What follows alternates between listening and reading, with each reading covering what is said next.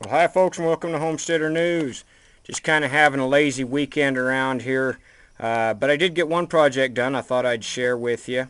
I've been doing a little work around my yard since I had to tear out some of my old fence when I put in the wind turbine.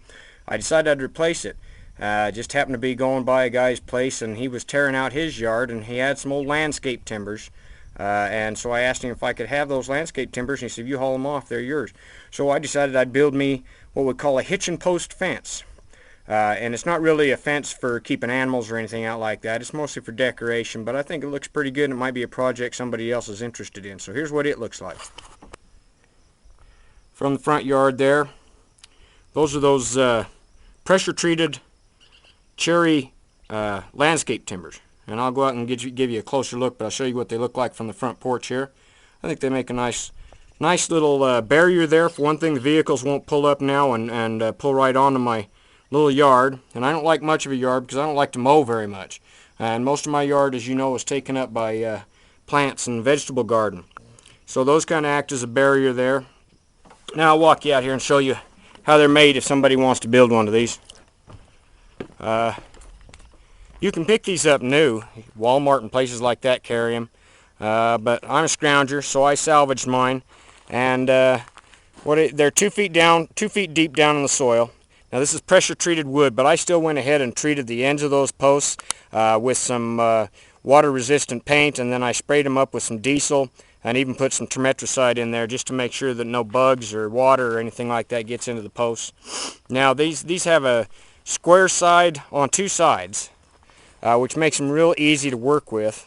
And what I did is I used a couple of lag screws. You can see those there. I used some 7 or 8 inch lag screws with some washers on them. Pre-drill the holes or you'll have a hard time driving those things in with a wrench. I pre-drilled through the top rail, then just drove 2 of those down through each of the uprights there, making a nice sturdy hitching post. And well, I don't have horses. My brother does. He might hitch a horse to it. I'm more likely to hitch my motorcycle to it. But this will act as a barrier to keep the vehicles from driving on up here. And then what I plan on doing is I'm going to get some more of these if I can find them. And I'm going to build an arbor, an arched arbor, right over the gate here. And then I'll probably put some climbing roses or something like that around it. And I'll decorate this up. I'll put some lilacs and maybe some roses and some other plants around underneath these here just to kind of pretty it up a little. But you can see that those make a real nice little fence. If you're able to come across some of those, you may want to pick them up, decide if they'll work for you for that purpose instead of for what they're originally used for, which is usually barriers around flower beds and stuff like that. But they make a doggone nice little fence. And as you can see, that gives me a nice little gate coming up to the front of my property there. And the flower beds are starting to come in. We had a little bit of a late frost. Some of my tomatoes didn't make it through. I had to replant those. But that's pretty typical for around here.